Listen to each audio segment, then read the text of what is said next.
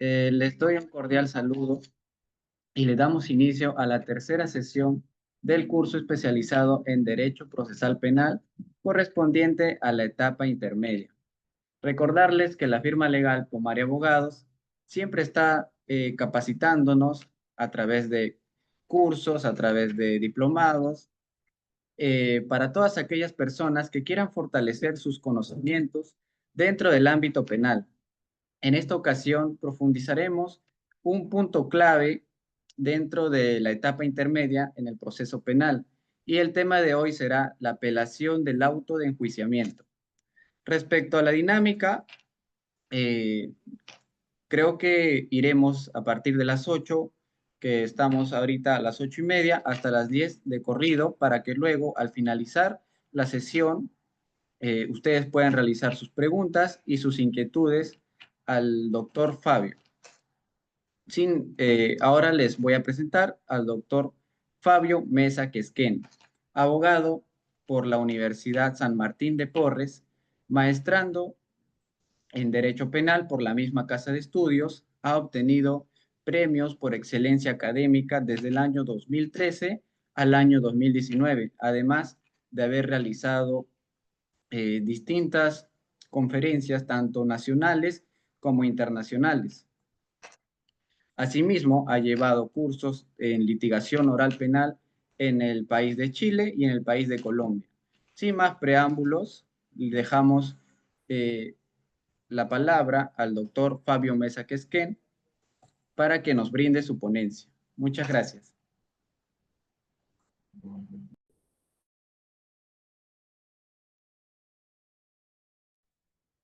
¿Qué tal? ¿Cómo están? Buenas noches. ¿Se me escucha? ¿Se me ve?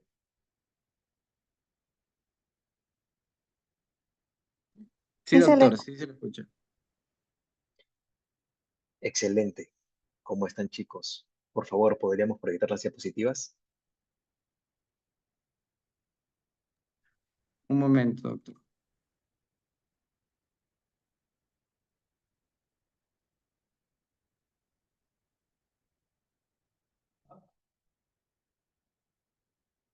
A ver.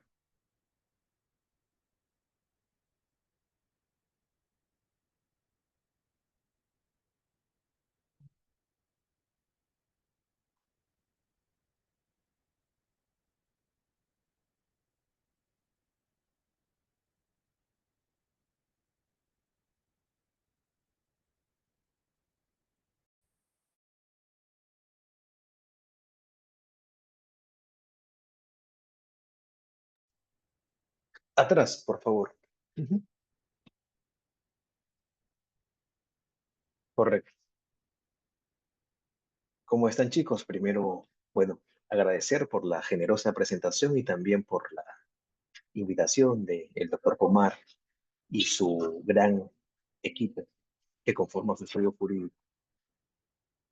Asimismo, le extiendo mi aprecio, reconocimiento por las diversas sesiones, siempre impulsando la actividad académica a gran escala como lo vienen realizando. ¿Saben quién soy? Ya me han presentado. Y el día de hoy se me ha asignado el tema de la impugnación al auto de enjuiciamiento. Un tema relativamente nuevo, ya que como ustedes sabrán, ha habido una reforma, aunque algunos colegas la denominan contrarreforma al Código Procesal Penal en relación a esta figura de la impugnación al auto de enjuiciamiento. En ese orden de ideas, como yo suelo hacer, quiero compartir con ustedes dos ideas preliminares y sobre la base de eso todos aterricemos de manera idónea en el tema que nos ha convocado el día de hoy. Primera idea, esta impugnación al auto de enjuiciamiento se da en la etapa intermedia. Importantísimo. Como alguna vez me dijeron en la universidad, hay que saber en dónde va cada pieza de rompecabezas. Importante tenerlo bien en claro, colegas.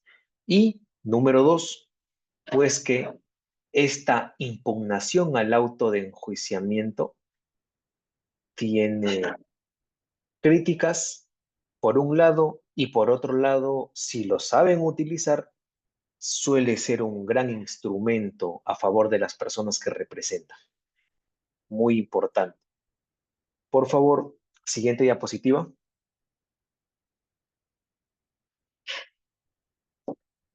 Tengo entendido que efectivamente ya han habido dos anteriores clases en donde se ha hablado sobre la etapa intermedia, una clase en relación al control de sobrecimiento y otra en relación al control de acusación. En ese orden de ideas, colegas, pues vamos a hacer una breve recapitulación de manera muy didáctica en relación a cómo es que se gestan esos dos caminos. Y efectivamente, tal como se puede ver en la diapositiva, la etapa intermedia, ¿no?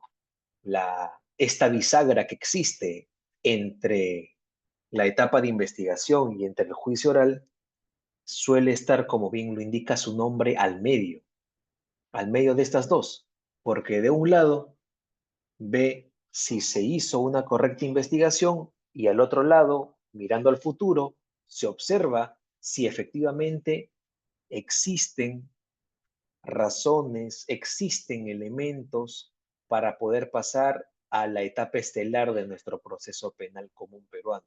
Esto es el juicio oral. En ese orden de ideas, pues, colegas, la etapa intermedia se divide hasta en tres caminos, diría yo, ¿no? Un requerimiento acusatorio, un requerimiento de sobreseimiento y un requerimiento mixto. Un paréntesis, una nota de pie. El requerimiento mixto es una suerte, es una especie de sobreseo a algunos imputados, pero acuso a otros imputados, ¿no? Pero en puridad son dos caminos en los cuales se divide nuestra etapa intermedia, la acusación y el sobreseimiento. Vamos a hablar sobre el sobreseimiento porque justo a razón de ello, pues, tal como se encuentra la estructura de nuestro Código Procesal Penal, la etapa intermedia comienza con el sobreseimiento, ¿verdad? Título 1, el sobreseimiento, artículo 344. En el sobreseimiento, pues, a lo largo de la investigación llevada a cabo por el fiscal, habiendo transitado por unas diligencias preliminares y por una investigación preparatoria formalizada, el fiscal emite su requerimiento de sobreseimiento, en donde palabras más, palabras menos, ha establecido o llega al raciocinio en su cabeza que las personas a las que estaban investigando no tienen responsabilidad penal. Y por eso presento mi requerimiento de sobreseimiento. Lo presenta, el trámite ustedes ya lo saben, lo presenta ante el juzgado y el juzgado, vía central de notificaciones de SINOE, notifica las casillas de los abogados apersonados, de los abogados defensores, así como también de los abogados de los agraviados o terceros civiles, si es que hubiera. Y tiene el plazo el abogado defensor de 10 días para presentar sus argumentos a favor de este sobreseimiento. Ahora ustedes se preguntarán, pero si el fiscal ya sobreseyó, ¿ya qué más tengo que hacer si ya decidió? Efectivamente, pero como defensa proactiva, que yo sé que ustedes son, una vez que te llega tu requerimiento de sobreseimiento, necesariamente, y consejo, tómenlo en cuenta ustedes, se presenta un escrito bajo la sumilla, puede variar dependiendo del gusto, criterios, estilo de redacción de cada quien, pero una sumilla bajo el fundamento de incorporo fundamentos que apoyan, que coadyuvan al sobreseimiento planteado por el representante del Ministerio Público y agregan fundamentos, agregamos razones. Si el fiscal las estableció la razón A y B, nosotros podemos agregar la razón C, D, E, F, siempre tratando de hacer que ese requerimiento de sobreseimiento esté más sólido. Esa es la cara de la moneda. Abogado de los ciudadanos que se les va a sobreseer la causa. Y la otra cara de la moneda, el abogado del agraviado, el actor civil.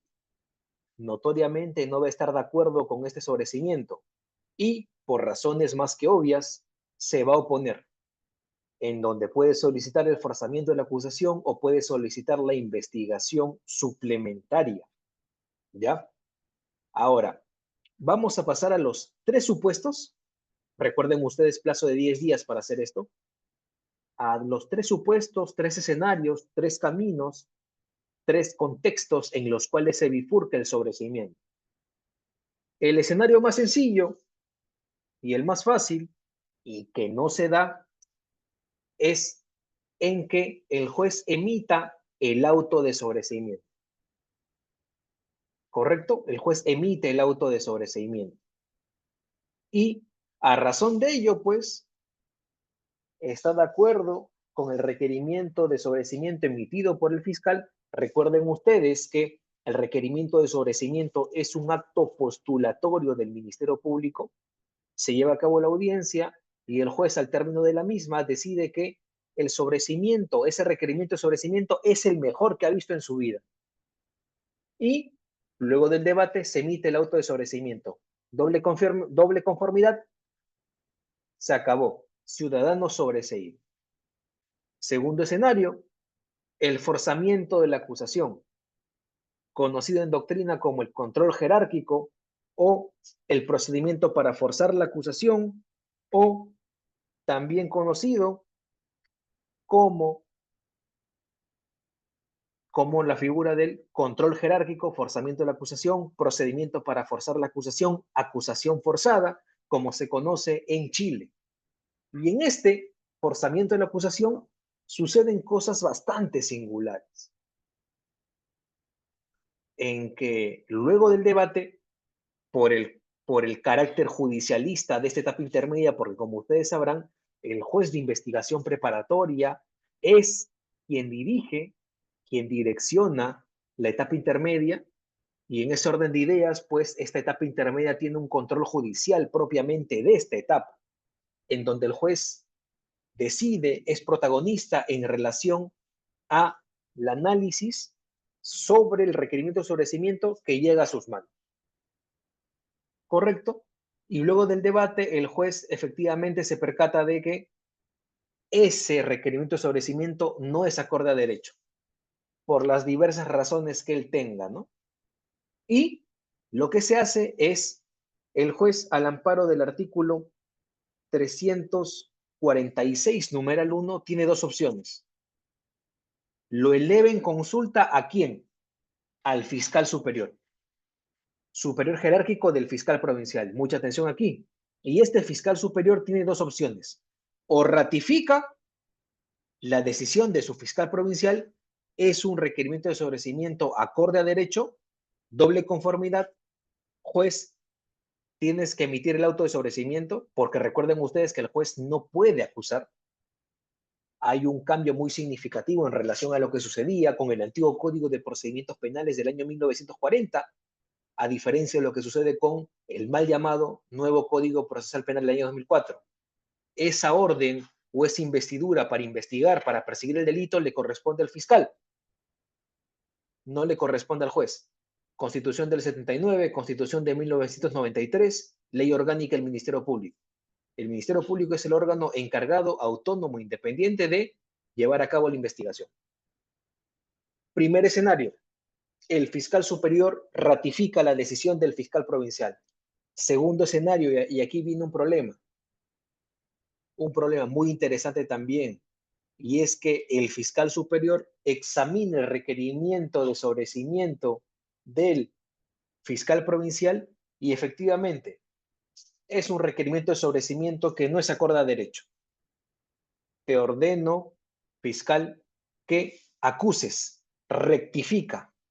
Y aquí es donde se gesta pues el forzamiento de la acusación, ordenándole a otro fiscal que realice la acusación, no acuse. Y tercer escenario, la investigación suplementaria, tema de mi tesis de pregrado, en donde se parte de la premisa que el agraviado, el actor civil, solicitan una investigación suplementaria en la contestación o oposición al requerimiento de sobreseimiento y solicitan de manera motivada la realización de distintos actos de investigación. Se lleva a cabo el debate y el juez efectivamente le da la razón al abogado del actor civil y ordena la realización de determinados actos de investigación de manera suplementaria. A propósito de este contexto de fútbol, ¿no?, que mañana juega la selección, ustedes siempre han escuchado la palabra tiempo suplementario, tiempo adicional, y efectivamente esto es lo que se da en una investigación suplementaria. El plazo de tus preliminares culminó, el plazo de tu formalizada culminó, la hipotética prórroga de investigación también culminó, y en ese orden de ideas, pues va a haber un pequeño plazo, como bien lo indica su nombre, suplementario, artículos 345, numeral 2, y 346, numeral 5, que son la base legal de la investigación suplementaria, y se le ordena al fiscal que realice determinadas diligencias. Ahora se preguntarán ustedes, Fabio, ¿y el plazo? El plazo queda a criterio del juez. Pueden ser 60 días, pueden ser 90 días, pueden ser 120 días. Queda a criterio del juez dependiendo de qué. Dependiendo de la cantidad de actos de investigación que se vayan a realizar en esta investigación suplementaria. Y ahora, ¿no?, a propósito, a mí justo me ha pasado en el Sistema Nacional, Sala Penal Nacional de Avenida Tacna, me ha pasado ello, que me estoy enfrentando ante un requerimiento de sobreseimiento en donde obviamente el procurador, es un caso de lavado de activos, se opuso y se llevó a cabo la audiencia y la jueza, bueno, de oficio, lo cual está mal, está vetado, no existe base legal para ello, dictó la realización de una investigación suplementaria ordenando una investigación por un plazo de 120 días. ¿A través de qué documento, doctores? A través del auto de formación de investigación suplementaria. Y se preguntarán ustedes, ¿ese auto es susceptible de impugnación? Al tener la naturaleza de auto, notoriamente la respuesta es sí. Y quien habla apeló ese auto de formación de investigación suplementaria y ya se concedió mi apelación y estamos a la espera que nos programen la audiencia ante la sala para poder revocar esa lesiva decisión de la jueza de investigación preparatoria en la Sala Penal Nacional. Culminé con el sobreseimiento de manera bastante didáctica, como les dije. La acusación, tema que fue tocado por el doctor Pomar, ¿no? La acusación, como ustedes sabrán, este es el segundo camino mediante el cual se divide la etapa intermedia. En esta etapa intermedia, pues, el fiscal emite el requerimiento de acusación. ¿Qué quiere decir ello, Fabio? El fiscal, al término de sus diligencias preliminares y al término de su investigación preparatoria formalizada, se ha convencido que tú eres responsable de la comisión de un delito y quiere llevarte a juicio para probar ello. Y por eso es que te acusa. Mismo trámite, doctores. El fiscal presenta su acusación ante el Poder Judicial. El Poder Judicial, vía casilla electrónica de SINOE, nos notifica la acusación y tenemos el plazo de 10 días para contestar. Más 2 días porque llegó vía SINOE, ¿no? Y entonces, en esta acusación, con esta acusación, ¿qué es lo que podemos hacer? 3 tipos de controles en puridad. Un control formal, un control sustancial y un control probatorio. Me van a disculpar, ha habido un pequeño lapsus en cuanto a control probatorio y control sustancial, debe ser de manera inversa. Hemos estado con bastante carga en el estudio, ¿no? Es el lapsus necesario, ¿no? Haciéndoselo saber ustedes. En el control formal, ¿qué discutimos? Imputación necesaria, principio de congruencia procesal. Principio de congruencia procesal, si es que me investigaron por el hecho A, no me pueden acusar por el hecho B. Hay una infracción al principio de congruencia procesal. Control sustancial, en puridad, medios técnicos de defensa. Excepciones, sobreseimientos y al amparo del artículo 349 de nuestro Estatuto Procesal Penal, cualquier medio técnico de defensa. Perdón, artículo 350 del Código Procesal Penal. ¿Correcto? Deducir excepciones y otros medios técnicos de defensa. Control probatorio, ¿qué es lo que hacemos? Pues En el control probatorio, lo que hacemos es, número uno, oponernos a las pruebas ofrecidas por la Fiscalía. Y número dos, ofrecemos órganos de prueba. Entendamos los órganos de prueba como en Colombia, o peritos, discúlpenme,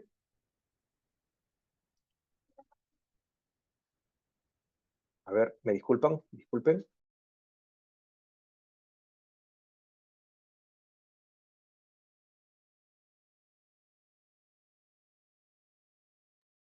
Ya, se me ve, muchachos? Sí, doctor. Sí, gracias, Joana. Bien, un percance ahí técnico. En el control probatorio, ofrecimiento de órganos de prueba y documentales. Entendamos los órganos de prueba como en Colombia a los órganos de prueba como testigos y a los peritos, dos tipos de órganos de prueba. Incorporación de documentales, pericias, por ejemplo. Bien, muchachos, ese es un panorama bastante, vamos a decirlo, didáctico, bastante panorámico en relación a los dos caminos que se dan en nuestra etapa intermedia, ¿no? Dos clases que el doctor Pomar ya en su momento les ha dictado de manera sólida a ustedes, ¿no? Una clase de sobrecimiento y una clase de acusación. Este es un breve recordaris. Siguiente diapositiva, por favor.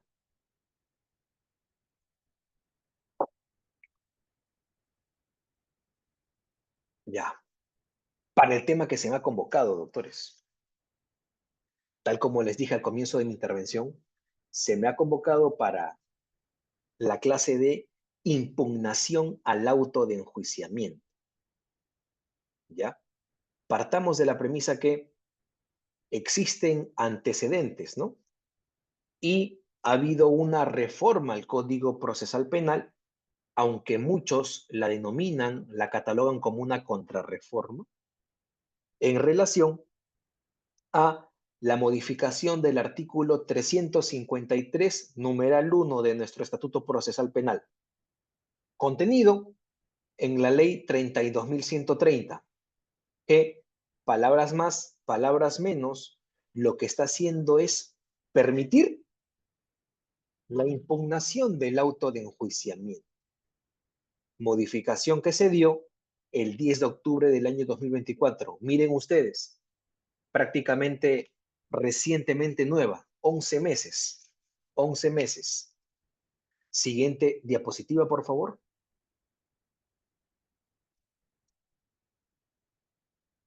Ya.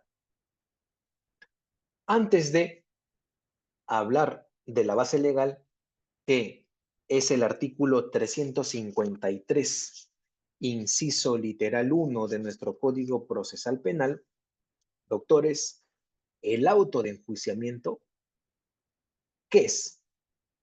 Es una resolución por la cual el juez, la autoridad jurisdiccional encargada de dirigir, de velar por la etapa intermedia, ordena la remisión de los actuados al juez encargado del juicio oral. Recuerden ustedes que en nuestro sistema procesal penal tenemos dos tipos de jueces, ¿no? Un juez de investigación preparatoria a cargo de la investigación y que lamentablemente también se encuentra a cargo de la etapa intermedia, donde tengo mis legítimos reparos, en donde, como es en Chile, por ejemplo, un juez de etapa, debería de haber un juez que dirija solo la etapa intermedia, porque no está contaminado, porque partamos de la premisa que el juez de investigación preparatoria ya resolvió tutelas de derechos, ya le concedió a tu cliente prisiones preventivas, prolongaciones de prisión preventiva, ya te declaró infundadas tutelas de derechos, ya declaró fundados controles de plazo, ya declaró fundados inadmisiones de diligencias sumariales a favor de la defensa. ¿Eso qué quiere decir?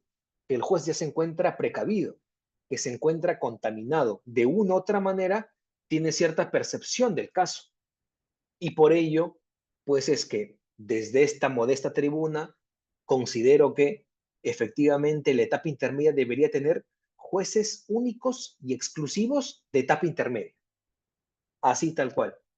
Tema de investigación, tema de análisis, que encantado poder debatirlo, poder compartirlo, hablarlo de mejor manera con ustedes. doctores. Ahora, cerramos ese paréntesis. Y también hay, efectivamente, el juez penal, el juez de juicio, el juez que va a juicio y es el encargado de participar, de dirigir el juicio oral que se va a llevar a cabo luego de la etapa intermedia. Bien, ahora, este auto de enjuiciamiento es la resolución dictada por el juez de investigación preparatoria que constituye un juicio favorable, un juicio positivo en relación a ¿qué? En relación a la acusación. Y reconoce de manera expresa el derecho a acusar del fiscal. Y esa resolución, ese auto de enjuiciamiento, que es la partida de nacimiento del juicio oral, esta resolución delimita el hecho punible que será el objeto del juicio y de la sentencia.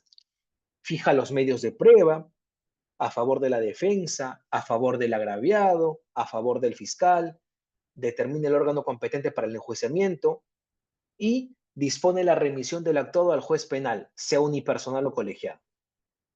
Siguiente diapositiva, por favor.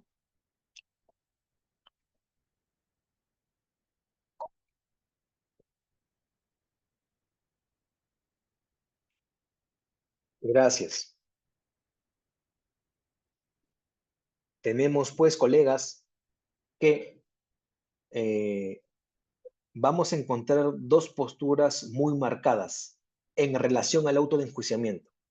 Así como yo tengo una opinión, el doctor Pomar, que está aquí con nosotros, tiene una opinión, ustedes seguro también tienen una opinión sobre este auto de enjuiciamiento, sobre la posibilidad o no de impugnar este auto de enjuiciamiento. Y entre las bases que sustentan, está bien, el auto de enjuiciamiento se puede impugnar.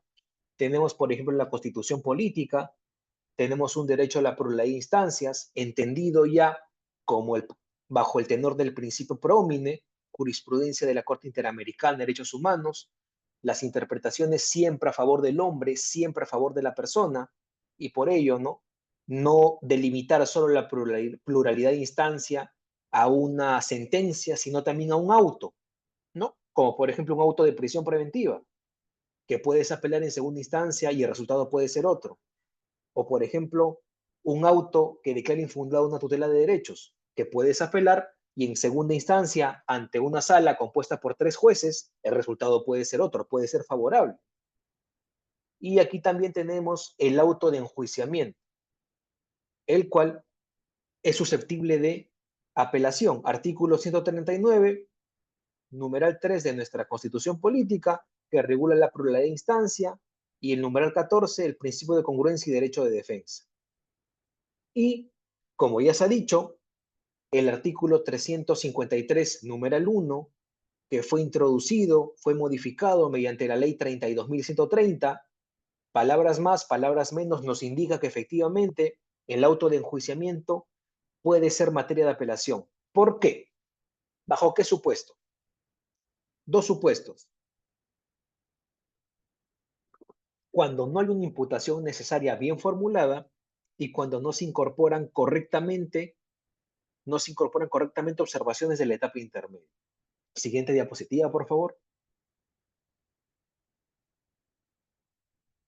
Bien, también tenemos el artículo base legal en relación a la impugnación del auto de enjuiciamiento, el Código Procesal Penal, artículos 349, que regula los requisitos que debe contener toda acusación, artículo 352, las excepciones, sobrecimiento, y la base legal correspondiente, artículo 353.2, que nos establece que efectivamente hay un contenido mínimo del auto de enjuiciamiento, el cual, si no se cumple, será susceptible de una nulidad.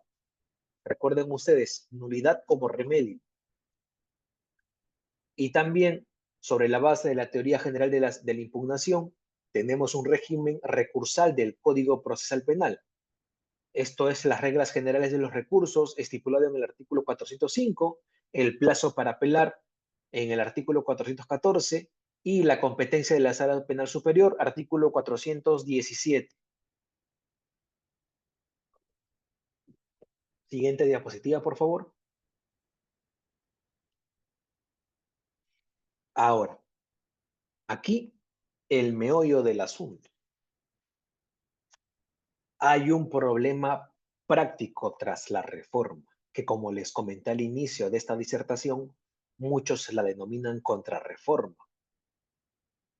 Y es que el auto de enjuiciamiento es apelable y vamos a leer, tal como reza la diapositiva, el artículo 353, numeral 1. Resueltas las cuestiones planteadas, el juez dictará el auto de enjuiciamiento. Dicha resolución es recurrible si no se encuentra debidamente formulada la imputación necesaria, identificando los hechos y los elementos probatorios que tienden a acreditarla o las observaciones asumidas en la etapa intermedia. Vean ustedes, el artículo 353, numeral 1, nos dice de manera expresa que el auto de enjuiciamiento es posible de recurrir. Y escuchen bien, y vean también, recurrir, ¿correcto? Esta reforma introducida, como reza la diapositiva, indica que el auto de enjuiciamiento es recurrible. Pero, ¿qué es lo que sucede aquí? No precisa el tipo de recurso procedente. Y esa falta de definición ha abierto un debate en doctrina si es que corresponde interponer un recurso de reposición o corresponde presentar un recurso de apelación. Siguiente diapositiva, por favor. Ahora, si vamos a lo que establece el diccionario de la Real Academia Española, vamos a notar que existe una ambigüedad en cuanto al término recurrir, porque al menos en juicio me ha pasado, y como somos pocos, al término de la presentación del día de hoy podemos llevar a cabo una especie de conversatorio donde podemos contar ciertas experiencias en relación a esto, porque a mí me ha pasado que usualmente el término recurrir se encuentra delimitado al recurso de reposición, porque estando en etapa intermedia o en juicio oral, y en juicio oral me ha pasado varias veces, cuando interpongo un recurso de reposición, lo hago en el acto, lo hago de manera inmediata. ¿Ante quién? Ante el juez, que en su momento emitió un decreto, una resolución que me es desfavorable. Interpongo mi recurso de reposición y lo hago ante él mismo. Y ahora, si se entiende que procede la reposición, el mismo juez de la investigación preparatoria revisaría su propia resolución, revisaría el propio auto de enjuiciamiento que ha emitido, y ello generaría notoriamente muchas dudas en torno a la imparcialidad con la que él debería de actuar. En cambio, si entendemos que se interpreta o entendemos que el auto de enjuiciamiento es susceptible de una apelación y que procede la apelación, el conocimiento de la impugnación será dirigido a la Sala Penal Superior, asegurando así la revisión por un órgano distinto y el respeto al principio de pluralidad de instancias. Y a propósito de esto, el doctor Pomar seguro está aquí presente, me ha pasado justo en un caso en el que coincidí con el doctor, que apelé un auto de enjuiciamiento en Chorrillos, apelé un auto de enjuiciamiento. Me parece que eso fue en el mes de abril de este año. Y al día de hoy no hay pronunciamiento en torno a mi auto de enjuiciamiento, a mi impugnación al auto de enjuiciamiento. ¿Y por qué menciono esto? Ha pasado mayo, junio, julio, agosto, estamos septiembre, quinto mes, y aún no hay pronunciamiento, a pesar que me he constituido en diversas oportunidades al juzgado. ¿Para qué? Para que le den celeridad.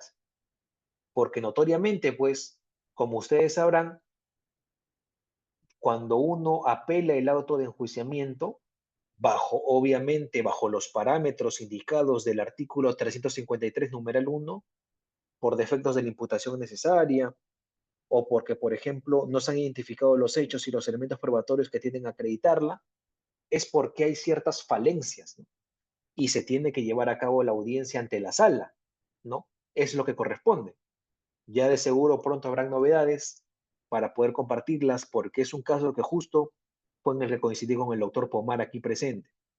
Y ahora, ¿qué más en torno a estas singularidades, en torno a la impugnación del auto de enjuiciamiento? Que la ambigüedad del término recurrir produce inseguridad jurídica, ya que diferentes jueces y cortes superiores podrían adoptar criterios distintos y esto conlleva un riesgo de interpretaciones dispares y resoluciones contradictorias, afectando la uniformidad del proceso penal. Siguiente diapositiva.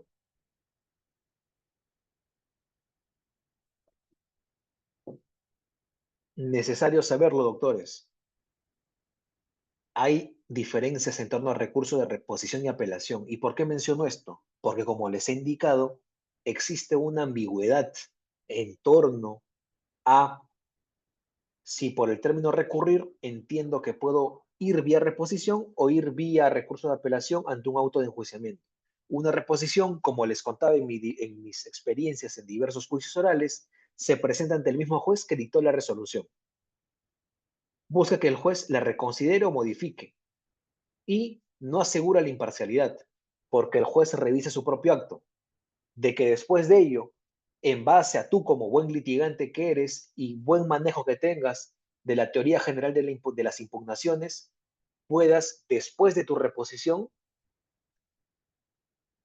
pedir una nulidad por vulneración de derechos fundamentales, artículo 150, literal D del Código Procesal Penal, es otro tema, es otro cantar, pero son incidencias que uno, en base a los conocimientos, destrezas que tenga, se puede abrir, sea en etapa intermedia o sea en un juicio como me ha pasado, que me rechazan mi reposición,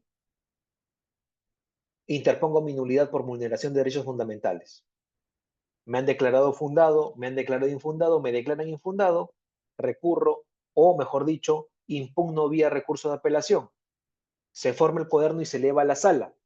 No se detiene el juicio, claro está, ¿no? Pero ya voy sentando bases, voy sentando precedentes. Para mí, recurso de apelación de la sentencia, sea desfavorable o no, sentando bases para que se vea, sea yo presentando mi recurso de apelación en juicio oral al término de la sentencia, de la emisión de la sentencia, sea por una pretensión nulificante o por una revocatoria, pero ya voy sentando bases de que el juicio no ha sido acorde a derecho. Cierro ese paréntesis. Y medio de control limitado. Base legal, artículo 415 de nuestro Código Procesal Penal. Siguiente diapositiva.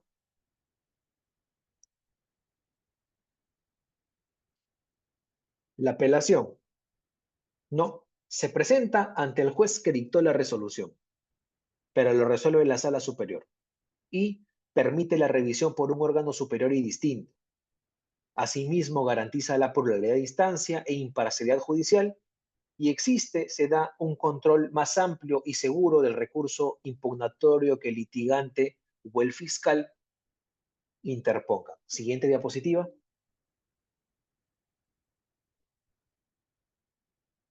Doctores, el auto de enjuiciamiento era impugnable en su origen y la respuesta es no. No era impugnable en su origen, ya que la redacción primigenia, la regulación ordinaria, preliminar, regulación originaria de este numeral 1 del artículo 353 de nuestro Estatuto Procesal Penal, establecía de manera categórica que el auto de enjuiciamiento no se podía apelar. Después hubo esta reforma, octubre del año pasado, que permite que nosotros los litigantes apelemos el auto de enjuiciamiento. Siguiente diapositiva.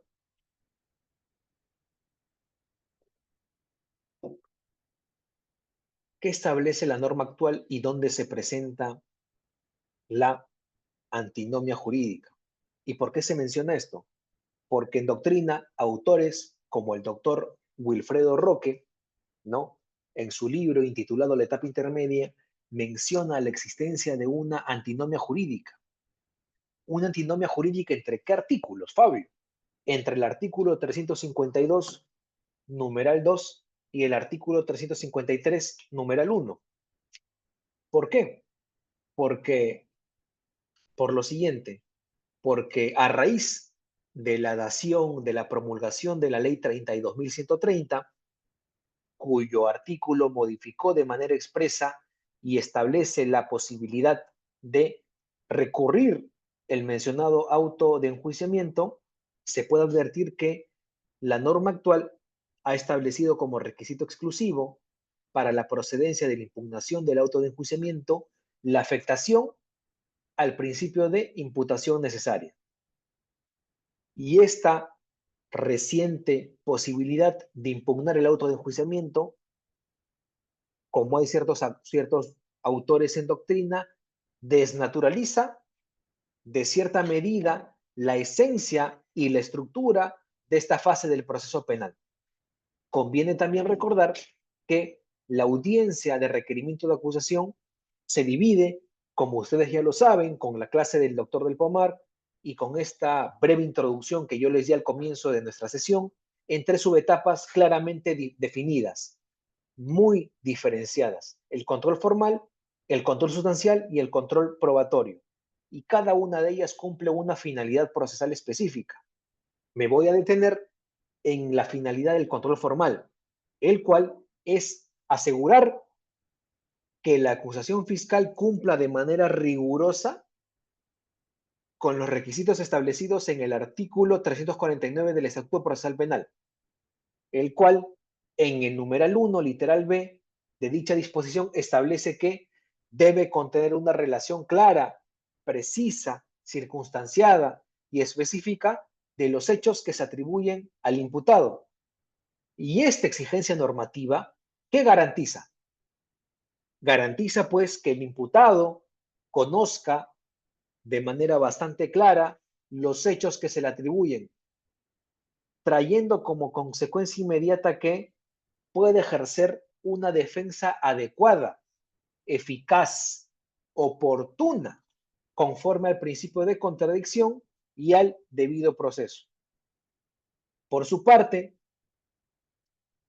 el artículo, el numeral 1, literal A del artículo 350, que es con el otro artículo con el que se dice que existe una antinomia jurídica de nuestro Código Procesal Penal, establece que la acusación será notificada a los demás sujetos procesales, como les comenté al inicio de esta disertación. Y en el plazo de 10 días, ¿qué podemos hacer? Literal A, observar la acusación por defectos formales requiriendo su corrección. Ojo, observar la acusación por defectos formales. Y a partir de estos dos preceptos normativos citados, se puede concluir que el momento procesal oportuno y la vía idónea para cuestionar, para impugnar la existencia o ausencia de una imputación necesaria debe ubicarse en donde, en la subetapa de control formal de la acusación, ya que en este momento es donde se verifica el cumplimiento de los requisitos formales establecidos en el artículo 349 de nuestro Estatuto Procesal Penal. Sin embargo, en la actualidad, las resoluciones judiciales que resuelven los cuestionamientos vinculados al principio de imputación necesaria, emitidas en el marco de la etapa intermedia, resultan ser inimpugnables. Y esta limitación procesal se sustenta ¿en dónde? En lo dispuesto en el numeral 2 del artículo 352 del Código Procesal Penal. Recuerden que ahora estamos hablando en torno a la posibilidad o no de impugnar lo que el juez decida al término del control formal. ¿Correcto? Y esta limitación procesal se encuentra en el numeral 2 del artículo 352, el cual establece que, último párrafo, en caso contrario, resolverá el juez mediante resolución inapelable. ¿Qué quiere decir esto?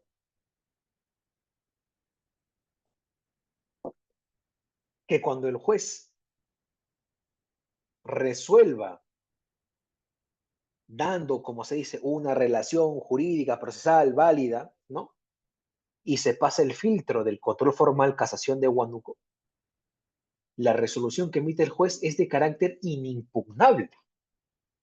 Es decir, yo, el doctor del Pomar, o a ver quién más, Lucía, que está ahí, que es la única de la cual veo la foto, ¿no? A los demás no los conozco aún, queremos impugnar o no estamos de acuerdo con lo decidido en la resolución del control formal por parte del juez y el juez emite la resolución judicial resolviendo el control formal, nosotros, abogados, no podemos apelar esa resolución.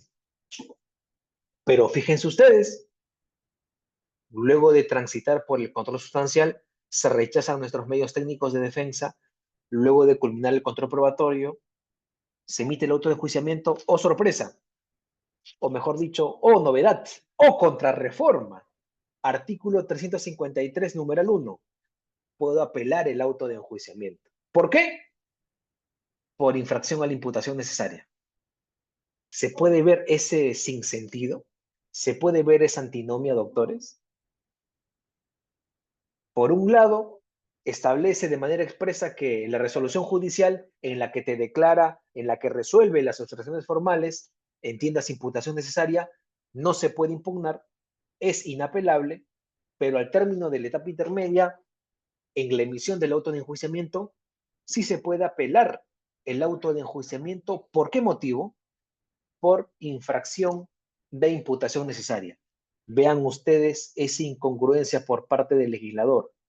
Y en términos más sencillos, si el abogado defensor del ciudadano acusado formula una observación formal a la acusación por vulneración del principio de imputación necesaria, ese cuestionamiento será sometido a un debate en donde, en la subetapa de control formal, luego del análisis, luego del debate, el órgano jurisdiccional va a emitir una resolución y conforme lo ha consagrado el numeral 2 del artículo 352 del Código Procesal Penal, tendrá carácter inimpugnable.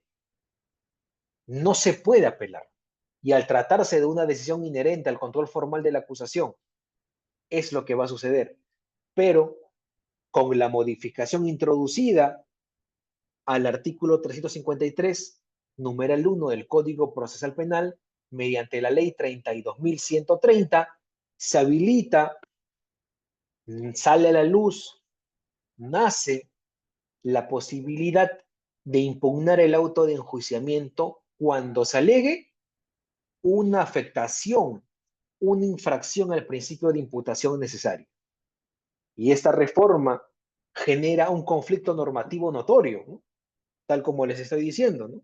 En el artículo 353, numeral 1, y también con el numeral 2 del artículo 352. Ya que, siguiente diapositiva, por favor.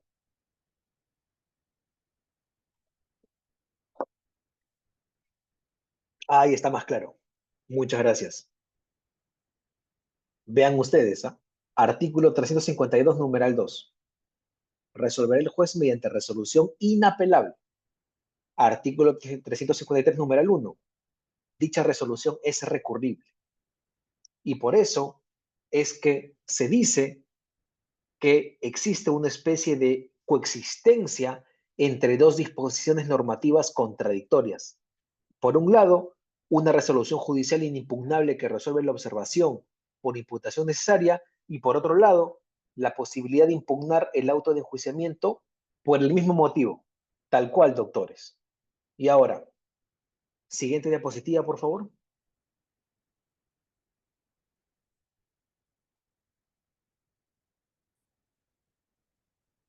Importante que lo tengamos muy claro, ¿ya?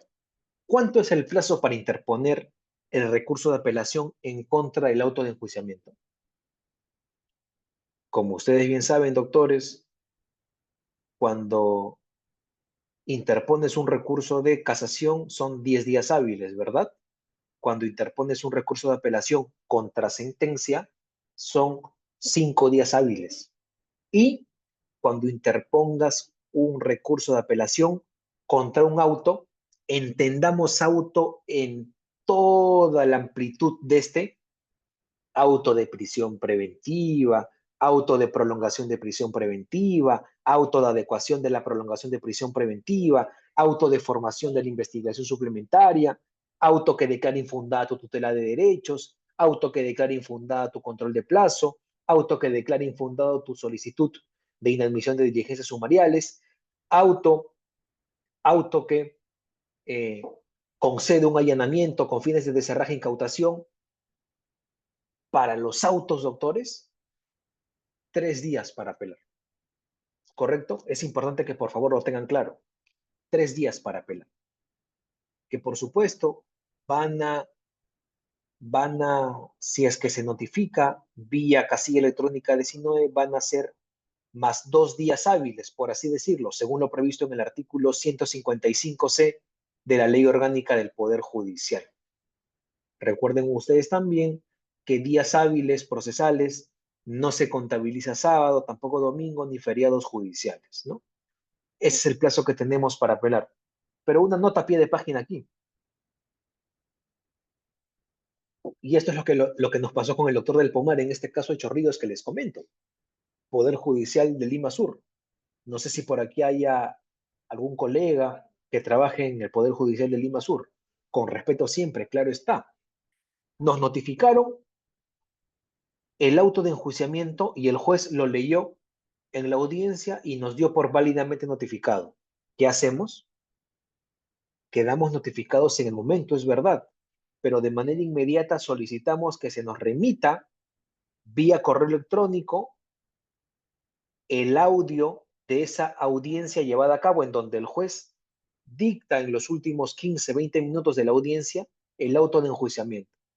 Para nosotros, con nuestro equipo, transcribirla, identificar las porciones de información en donde consideramos que no se ajusta a lo establecido en el artículo 353, numeral 1 del Estatuto Procesal Penal y formulamos nuestra apelación del auto de enjuiciamiento, presentándolo en el plazo de 3 días. Notoriamente, en ese contexto bastante particular que les estoy comentando, como hemos sido notificados en audiencia, el plazo para interponer ese recurso de apelación es de 3 días, doctores, ¿no? Por las cosas que ya les estoy comentando. Siguiente diapositiva, por favor.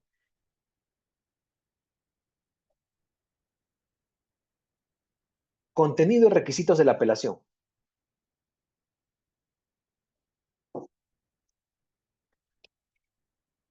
Cuando formulamos nuestro recurso de apelación en contra del auto de enjuiciamiento, hay una estructura básica que debe de tener nuestro recurso.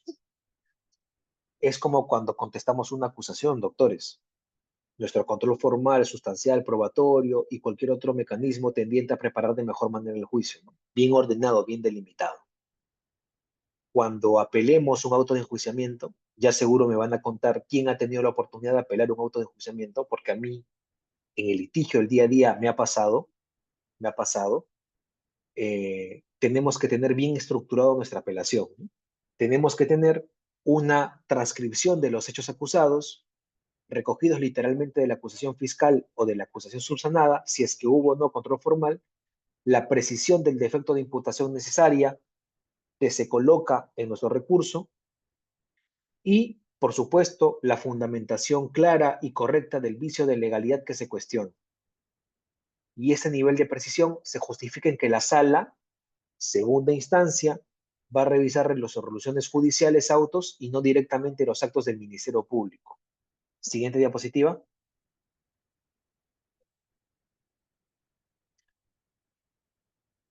Alcance de la revisión en apelación. La jurisprudencia ha delimitado el objeto del recurso de apelación del auto de enjuiciamiento.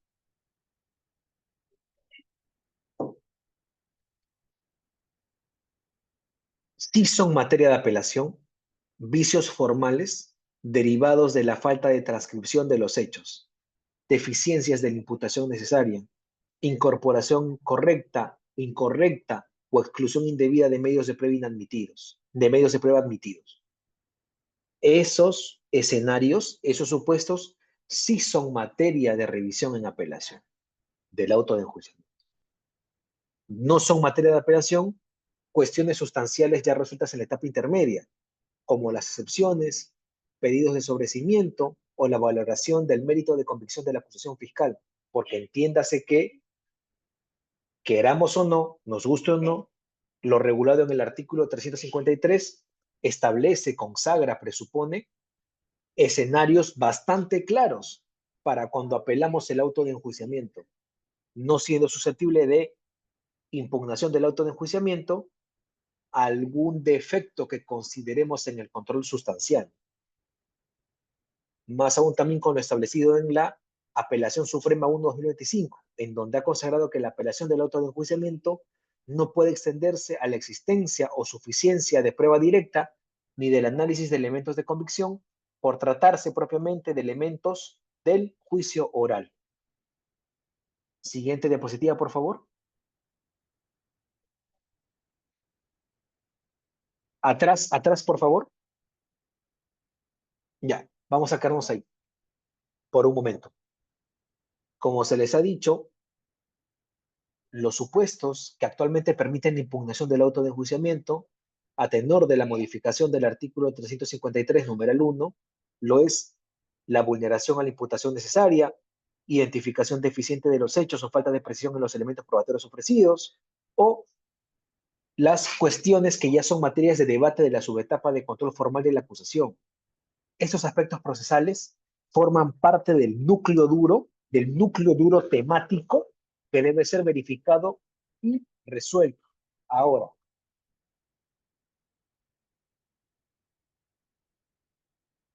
siguiente diapositiva, por favor.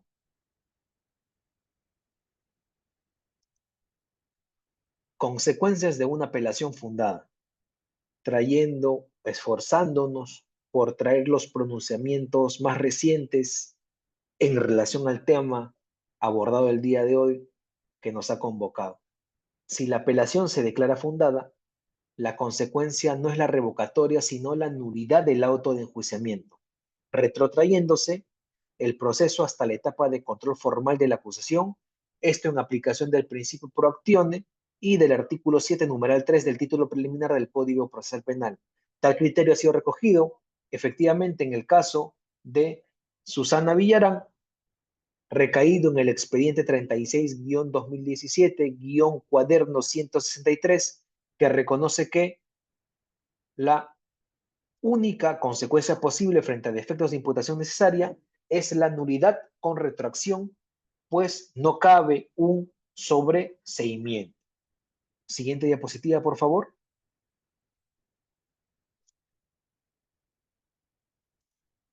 Asimismo, también se toca un tema muy importante, el principio de especialidad frente a observaciones sustanciales.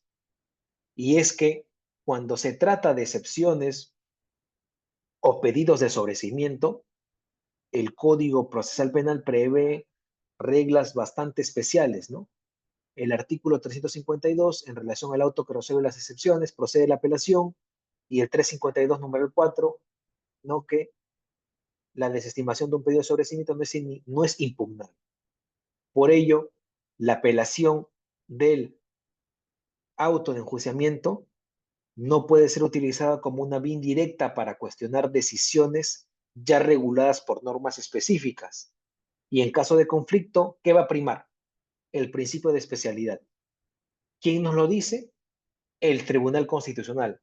A propósito de el habeas corpus, ¿no? Que llegó vía RAC el día de hoy y se declaró fundada y se ordenó la inmediata excarcelación de la señora Betsy Chávez Chino, ¿no?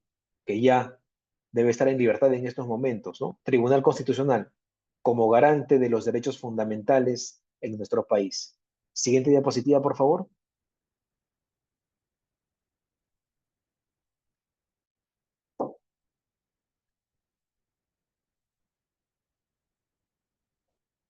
Ya. ¿Qué más? ¿Qué más, doctores? Como se ha señalado anteriormente, la totalidad, antes de pasar a las críticas, la totalidad de los supuestos habilitantes para impugnar el auto de enjuiciamiento establecidos en la norma pueden ser plenamente debatidos en la subetapa de control formal. Por tanto, como cataloga cierto sector de la doctrina, permitir la interposición de una impugnación únicamente al final, al término, al colofón de estas tres subetapas procesales, entiéndase, luego de transitar por el control formal, luego de llevarse a cabo el control sustancial y luego de culminar el control probatorio, suele resultar como contradictorio con la lógica procesal y la razón de ser de esta etapa intermedia. Ahora, también se menciona que este esquema o esta nueva figura de la impugnación del auto de enjuiciamiento revela una especie de fractura con la coherencia narrativa al introducir de manera extemporánea, incluso socavando el principio de preclusión procesal, la impugnación del auto de enjuiciamiento, que inclusive por principios de economía procesal y por preclusión procesal deberían resolverse en la subetapa correspondiente. Esto es en el estadio, en el debate de control formal. Y en efecto, someter la impugnación al final de la etapa intermedia, lo que ya fue objeto de análisis en su fase inicial, pone en riesgo, como lo dice cierto sector de la doctrina, no solo la eficacia del proceso, sino también la seguridad jurídica de las partes, ya que la finalidad de esta reforma es habilitar de manera expresa la posibilidad de impugnar vía apelación la resolución judicial que resuelve el control formal de la acusación. Es decir, palabras más, palabras menos, nos está facultando de apelar el acto de saneamiento procesal previsto en el artículo 352, numeral 2, como ya lo hemos visto anteriormente, doctores. Ahora, un tema o un caso también bastante que se resolvió vía Tribunal Constitucional fue lo que pasó en el caso Cócteles, ¿no? Tramitado en el marco del expediente 299-2017-304, en donde la segunda Sala Penal de Apelaciones de la Corte Superior de Justicia Penal Especializada, el 1 de marzo del año 2025, confirmó la nulidad del juicio oral y ordenó retrotraer el proceso hasta la subetapa de control formal de la acusación dentro de la etapa intermedia. Fundamentos 4.1.13, que, palabras más, palabras menos, no se puede sostener una acusación que carezca de claridad y precisión, ¿no? Y entre las principales críticas que existen, pues, tal como establece el doctor Wilfredo Roque en su libro La etapa intermedia, es que se pueden formular críticas a esta modificación del artículo 353, numeral 1. ¿Por qué? Porque se encuentra el hecho de que, si bien la norma habilita la impugnación del auto de enjuiciamiento, no precisa el tipo de recurso de que debe interponerse, ¿no? Pero considero yo que, más allá de que no se precise o estamos bajo la ambigüedad del término recurrir, como mencioné en la ponencia, pues considero yo que por un tema de teoría general de la impugnación ya es un tema notoriamente superado, ¿no? En donde quien quiera discutir, quien quiera debatir, quien quiera cuestionar, quien quiera observar el auto de enjuiciamiento debe de hacerlo a través del mecanismo de la apelación, no a través de la reposición. Apelación del auto de enjuiciamiento. Y entre las principales críticas que pueden formularse a esta reciente modificación del artículo 353, numeral 1 del Estatuto Procesal Penal, se encuentra el hecho que, si bien la norma habilita la impugnación del auto de enjuiciamiento, ¿no? Más allá de que no, no se precisa, ¿no?, el tipo de recurso que debe interponerse, pero como se ha comentado, eso considero yo se encuentra superado, ya que el recurso que se presenta es la apelación. Pero asimismo también, ¿qué sucede? que no se establece el efecto procesal de la impugnación. Tampoco se establece el trámite a seguir ante la instancia superior. Tampoco se establecen los plazos para su resolución, lo cual genera una preocupante situación de indeterminación normativa. Y me pregunto yo, quizá también esta indeterminación normativa vaya de la mano con las dos recursos de apelación de auto de enjuiciamiento que he interpuesto. Uno en Chorrillos y uno en Santa Anita, Lima Este, que al día de hoy aún no hay respuesta de mis impugnaciones al auto de enjuiciamiento. Quizás se debe a esta indeterminación normativa, ¿no? Muy probable. Asimismo, doctores, esta omisión legislativa deja en el aire cuestiones esenciales para la seguridad jurídica, como dice la diapositiva, así como para el debido proceso, y también una afectación al principio de preclusión procesal, porque si la impugnación suspende o no los efectos del auto de enjuiciamiento y si su interposición interrumpe el inicio del juicio oral o se habilita la participación activa de otras partes procesales en el alzado. Y ahora, a propósito de esto, si ustedes se preguntan, ¿no? Quizá pueda ser una pregunta, una duda legítima que tengan. Si yo interpongo un recurso de apelación en contra del auto de enjuiciamiento, ¿se detiene el juicio oral? ¿Qué es lo que sucede en ese caso? Ya queramos o no, ya hay un pronunciamiento en torno,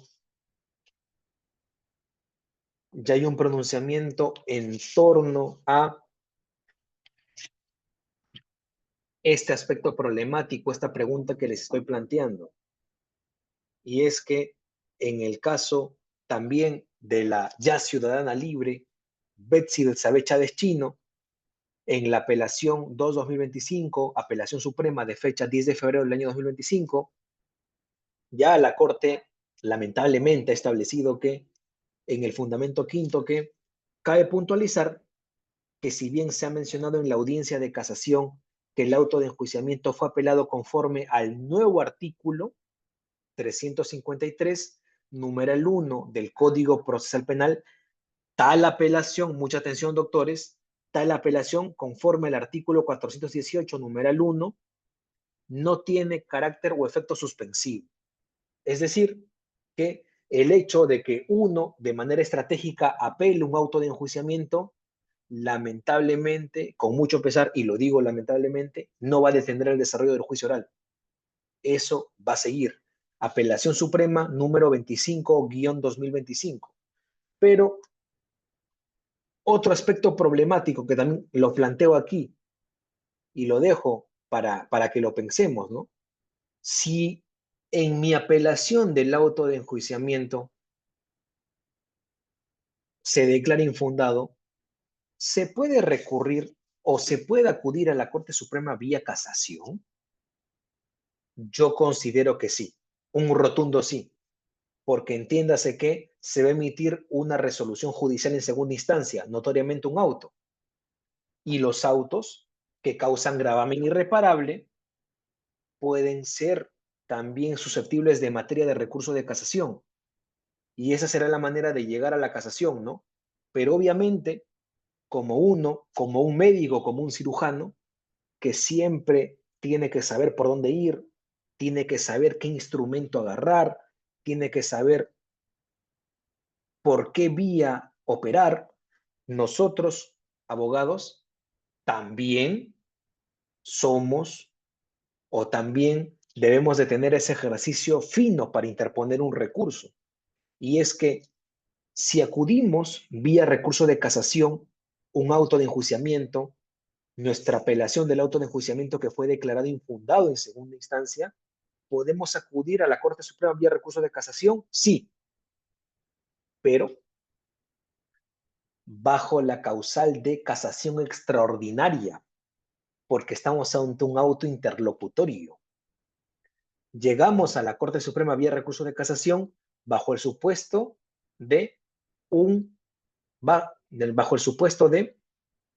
una causal extraordinaria para el desarrollo de doctrina jurisprudencial, casación excepcional. Siguiente diapositiva, por favor. Y en síntesis, como les he venido explicando, yo considero que sí es posible recurrir vía recurso de casación. Y en síntesis, efectivamente, la redacción actual del artículo 353, numeral 1, no solo genera dudas interpretativas relevantes, como lo pueden ver, sino que también fragiliza la estructura de nuestra etapa intermedia, expone el proceso penal a ciertos riesgos de dilaciones, ¿no? Y como mencionan algunos autores en doctrina, también socava, vulnera los principios de economía, celeridad procesal, preclusión procesal y seguridad jurídica. Pero quiero dejarles con dos conclusiones para terminar. Número uno, pues que debemos de saber en dónde va cada pieza de rompecabezas. El auto de enjuiciamiento, doctores, es susceptible de apelación. Siendo susceptible de apelación, puedo utilizar ese mecanismo a favor de la persona a la que represento, ¿no? ¿Por qué? Porque es un mecanismo que tiene base legal válida. Eso no significa que se actúe como una defensa obstruccionista, como alguna vez me dijeron por allí, sin sentido, sin pies ni cabeza, o o que esto implique una actitud dilatoria, sino que simplemente, doctores, estamos haciendo legítimo uso de las herramientas, armas, instrumentos que el Código Procesal Penal nos faculta. Es como, por ejemplo, el fiscal, que tiene una prisión preventiva, tiene una incautación o tiene una prórroga de investigación porque el plazo se le va a vencer y está regulado, ¿verdad? Siendo yo así, da uso de estos instrumentos que están a su alcance, porque tienen base legal y lo puede hacer. ¿Y por qué nosotros también, si tenemos una tutela de derechos, tenemos un control de plazo, una inadmisión de diligencias sumariales y ahora este novel mecanismo de impugnación del auto de enjuiciamiento, ¿por qué no utilizarlo? Número uno, si tiene base legal. Número dos, porque responda a intereses legítimos de la persona que representamos. Y número tres, por supuesto, porque responde también al rol social que ejercemos como abogados defensores. El fiscal representa al Estado, representa a la sociedad, y nosotros en un juicio, en una audiencia, en una etapa intermedia, representamos pues a la persona que nos contrata y a la familia que está con él. Y conclusión número dos, esta impugnación del auto de enjuiciamiento es una herramienta que, si la saben utilizar, les puede brindar buenos réditos. Porque tal como les he comentado, si es que apelas el auto de enjuiciamiento y luego de eso el resultado no es favorable en esa audiencia, puedes recurrir a la Corte Suprema vía casación, bajo la causal de casación extraordinaria. Y el debate iba a ser más interesante, porque le puedes generar mayores salidas al cliente, a la persona que te contrata. Ya no solo vas a luchar en el juicio oral, sino también vas a luchar con esa impugnación del auto de enjuiciamiento vía Corte Suprema. Es un panorama más interesante, más cauteloso, más tedioso, más complicado, sí, pero ya tienes no una vía, sino dos vías de acción, ¿no? Y hasta te podría hablar de una tercera vía, ¿no? En la vía constitucional, una acción de amparo, que ese ya será seguro tema de otro cantar, de otra clase, porque el día de hoy se me convocó solo para hablar de la apelación, de la impugnación del auto de enjuiciamiento. Siendo yo así, doctores, les agradezco porque hoy, a pesar que están ahí con distintas actividades, están aquí presentes en esta clase impartida. Ahí está mi número de celular para cualquier duda, inquietud académica, laboral que tengan. Ahí también, por favor, correo electrónico, si gustan, se puede hablar, debatir en torno, tienen alguna inquietud académica para la redacción de algún artículo en torno a esta etapa intermedia, yo les aconsejo que lo hagan. Mi tesis de pregrado y de posgrado trata sobre temas de etapa intermedia y déjenme decirles que hay mucho campo por explorar en la etapa intermedia, porque se deja muy descuidada a diferencia de otras etapas, lo que genera que las personas que escribimos o que hablamos sobre etapa intermedia en serio seamos pocas. Yo les aconsejo que si tienen alguna inquietud, algún interés académico, háganlo. Tienen ahí mis canales de comunicación, mi número de celular, mi correo, mi página de Facebook, me pueden ubicar como Fabio Mesa también, en donde publico las diversas audiencias, diversas intervenciones que tengo o las capacitaciones que he tenido en Chile, en Colombia, ¿no? Y próximamente en otros países en donde voy a estar también representando a nuestro país. Y agradecerle al doctor Del Pomar por la invitación a su equipo y yo quedo atento a los comentarios, dudas, inquietudes que puedan tener en estos ya 14 minutos que nos quedan. Bien, hemos finalizado la sesión. Le agradecemos al doctor Mesa Quisquén por su brillante exposición. Ha sido muy clara y precisa para todos los participantes.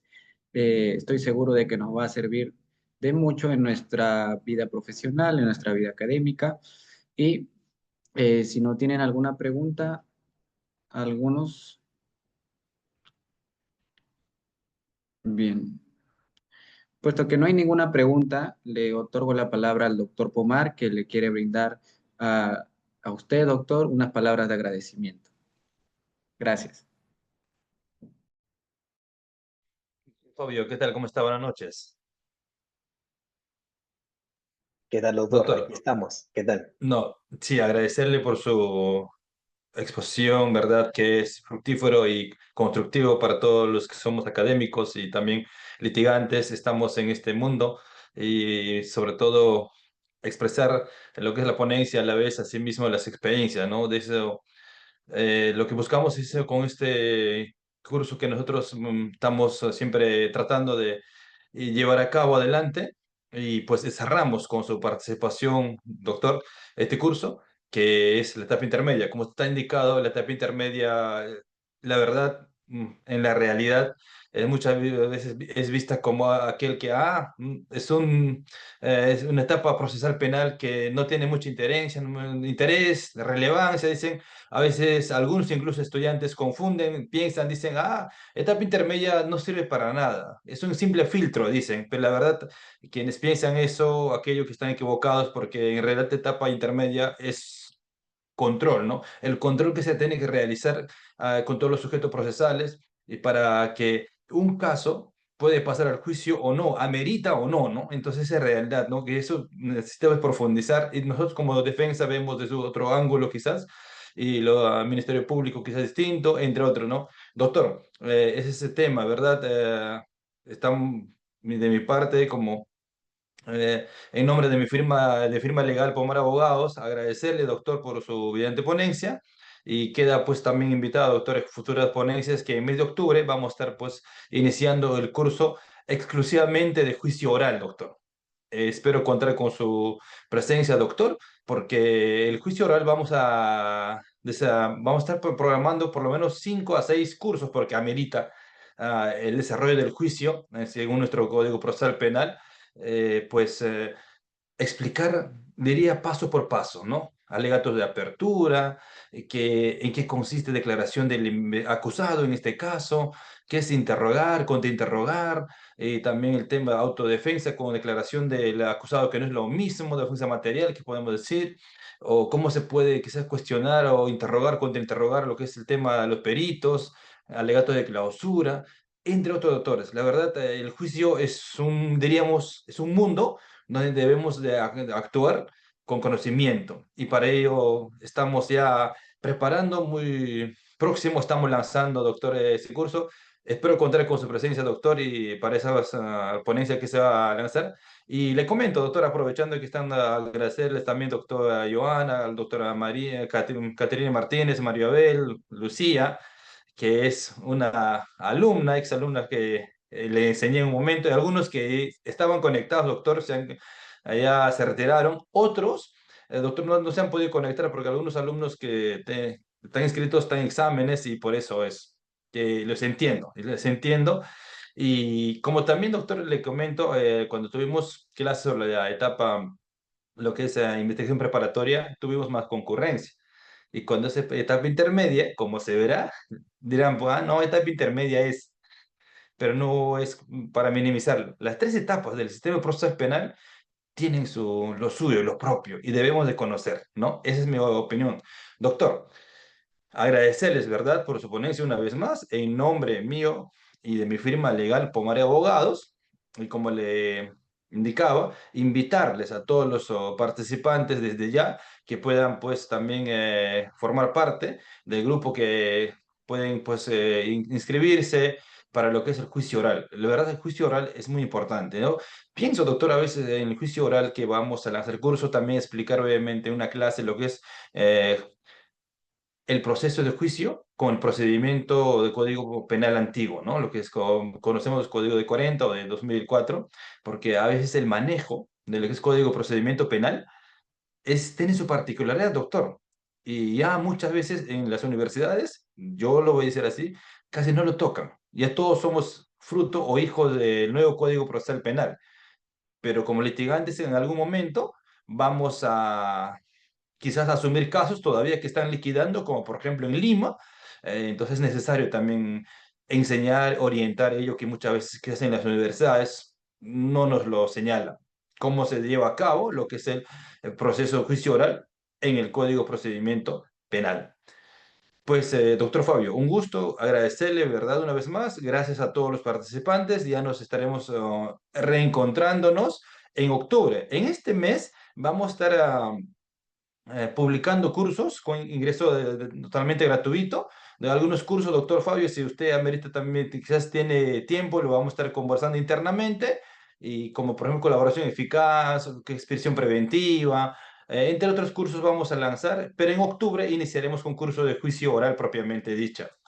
Razón por el motivo es porque este mes nos va a quedar corto, también mi persona va a estar viajando y va a estar fuera del país. Entonces para octubre vamos a ir convocando con mucha tranquilidad el curso de juicio oral. Gracias a todos en nombre de Firma Legal, doctor Fabio, doctor, a todos los doctores que han estado participando en este presente me curso. permiten antes de culminar, doctor? Sí, doctor. Gracias, efectivamente, chicos, como menciona el doctor del Pomar, la etapa intermedia, pues lamentablemente se suele dejar de lado en nuestro país, y no tiene por qué pasar ello, ¿no? Y me permito brindar esta última reflexión, ¿no? En el sentido que no debe de ser vista como una audiencia de paso a juicio oral, ¿no? Sino que se le tiene que dar el lugar que le corresponde de, ¿no? Porque se supone que la razón de ser de la etapa intermedia es la de preparar de mejor manera el futuro juicio que pueda haber, ¿no? Filtrar, ¿no?, lo que va a juicio y lo que no va, ¿no? No que el 100% de casos vaya a juicio oral, ¿no? Y muchas veces, muchos casos con defectuosas imputaciones, muchos casos con notorios errores que no deberían de llegar a esa etapa, ¿no? Esperemos, y lo digo con bastante pesar, no llegar al nivel de Bolivia, ¿no? Que Bolivia, por ejemplo, ha suprimido su etapa intermedia, porque es mucho desgaste, dicen, ¿no? No existe ya la etapa intermedia en Bolivia, ¿no? No esperemos que eso suceda en el Perú, porque ¿quién te dice que un juez con los pantalones bien puestos pueda declarar fundado tu sobrecimiento, como me ha pasado, o fundada alguna excepción, como nos ha pasado al doctor del Pomar, a mí, a muchos que dicen en la plataforma también, ¿no? No esperemos ello, chicos. Y yo sí, lo que sí me gustaría es que, no los conozco, si todos podrían prender la cámara para tomarnos una foto final aquí con el doctor del Pomar, les agradecería bastante.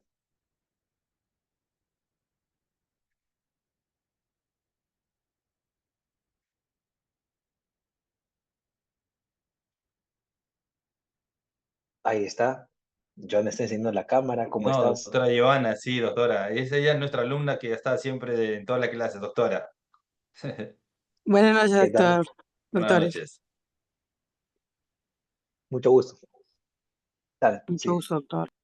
Lucía, Mario. Sí, sí, todos ahí podríamos encender Algunos ya se retiraron las porque camaritas. Ahí está a Katy también. Martínez, sí.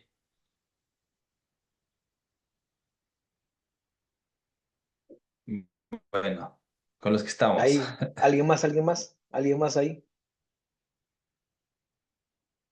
Mario, Lucía. ¿Alguien más ahí que puede estar ahí presente?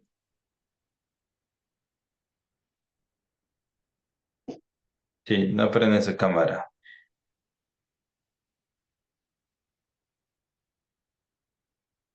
Listo. Doctor, parece que A ver, no prenden, pero igual se ha hecho el esfuerzo. Doctor, a como les ver, indiqué, quedamos todos, quedan invitados para el siguiente curso del juicio oral en mes de octubre, desde ya, y ya la publicación de flyer estará saliendo muy pronto. Muy buenas noches con todos. Le dejamos a la palestra doctor Joel para que cierre la sesión de hoy día. Muchas gracias, doctor Fabio. Estamos en contacto. Buenas gracias, noches. gracias. Buenas noches, doctor. Bien, desde la firma legal Pomar y Abogados, agradecemos su valiosa participación a todos ustedes en esta sesión del curso especializado en Derecho Procesal Penal. Confiamos en que lo aprendido será de gran aporte y nos reencontramos en la próxima jornada que ya les invitó el doctor Pomar, que será el próximo mes, donde ya les vamos a estar avisando y mandando las invitaciones con los links de Zoom. Muy buenas noches con todos.